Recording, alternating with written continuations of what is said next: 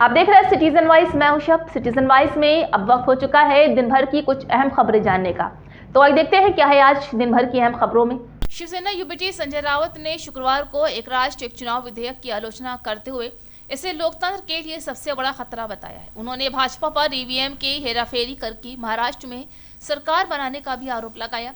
एक press conference को संबोधित करते हुए संजय राउत ने कहा है कि इस बारे में कोई उचित संशोधन या शोध नहीं किया गया है। मोदी जी हमेशा अपने मन की बात करते हैं, वो कभी भी जनता के बारे में नहीं सोचते हैं। आपको बता दें कि जेडीयू सांसद संजय झा ने एक राष्ट्र एक चुनाव विधेयक का समर्थन करते हुए कहा कि ये सुनिश्चित करेगा कि बार बार चुनाव होने के कारण विकास का बाधित होता है या नहीं। उन्होंने कहा है कि आजादी के बाद देश में एक साथ चुनाव होते हैं, लेकिन कांग्रेस पार्टी ने राज्यों में राष्ट्रपति शासन लगाना शुरू कर दिया है। एक राष्ट्र एक चुनाव लागू होने के बाद लगातार चुनावों के कारण विकास कार्य ठप हो जाएंगे, जहां हमारी पार्टी एक राष्ट्र एक चुनाव का पूरा समर्थन करती है।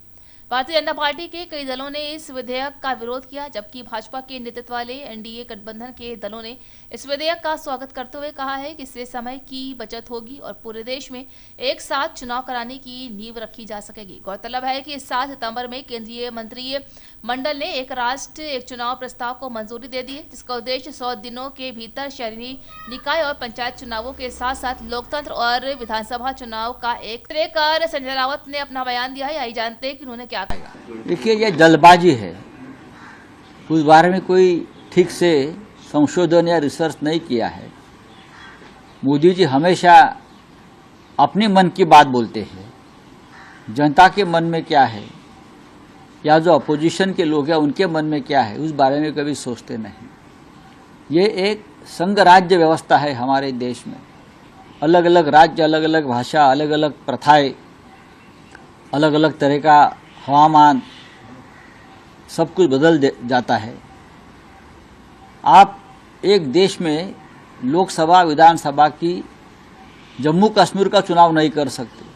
आप मुंबई महानगर पालिका का चुनाव एक साथ नहीं कर सकते। ये सिर्फ आपके स्वार्थ के लिए आप ये करने जा रहे हैं। लेकिन मुझे शंका है, क्या 2029 तक मोदी जी प्रधानमंत्री रहेंगे? आपको आश्चर्य होगा मेरे वक्तव्य से, लेकिन मेरा ये सवाल है, जो मोदी जी और शाह जी करने जा रहे हैं ये लोकतंत्र को सबसे बड़ा खतरा है। लोगों की भावनाओं को ठेस है। आपकी सरकारें चाहे महाराष्ट्र में हो चाहे दिल्ली में हो, ये लोकतंत्र से बनी हुई सरकारें नहीं है, ये ईवीएम से बनी हुई सरकारें हैं। महाराष्ट्र में आप देखिए, गांव-गांव में लोग रिजोल्यूशन कर रहे हैं ईवीएम के खिलाफ। इससे जनता को आप मूर्ख समझते हो? तो 2029 तक क्या मोदी जी प्रधानमंत्री रहेंगे देखने के लिए? हाँ, क्या उनको सत्ता छोड़नी पड़ेगी? ये आने वाला समय बताएगा। मोदी जी हमेशा अपने मन की बात बोलते हैं। जनता के मन में क्या है या जो अपोजिशन के लोग हैं उनके मन में क्या है, उस बारे में कभी सोचते नहीं। एक देश में लोकसभा विधानसभा की जम्मू कश्मीर का चुनाव नहीं कर सकते।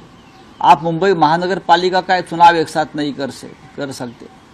ये सिर्फ आपके स्वार्थ के लिए आप ये करने जा रहे हैं। जो मोदी जी और शाह जी करने जा रहे हैं ये लोकतंत्र को सबसे बड़ा खतरा है। लोगों की भावनाओं को ठेस है। तो 2029 तक क्या मोदी जी प्रधानमंत्री रहेंगे देखने के लिए? हाँ, क्या उनको सत्ता छोड़नी पड़ेगी? ये आने वाला समय बताएगा। देखिए, ये जल्दबाजी है। उस बारे में कोई ठीक से संशोधन या रिसर्च नहीं किया है। मोदी जी हमेशा अपने मन की बात बोलते हैं। जनता के मन में क्या है या जो अपोजिशन के लोग हैं उनके मन में क्या है, उस बारे में कभी सोचते नहीं। ये एक संघ राज्य व्यवस्था है हमारे देश में। अलग अलग राज्य, अलग अलग भाषा, अलग अलग प्रथाएं, अलग अलग तरह का हवामान, सब कुछ बदल जाता है। आप एक देश में लोकसभा विधानसभा की जम्मू कश्मीर का चुनाव नहीं कर सकते। आप मुंबई महानगर पालिका का चुनाव एक साथ नहीं कर सकते। ये सिर्फ आपके स्वार्थ के लिए आप ये करने जा रहे हैं। लेकिन मुझे शंका है, क्या 2029 तक मोदी जी प्रधानमंत्री रहेंगे?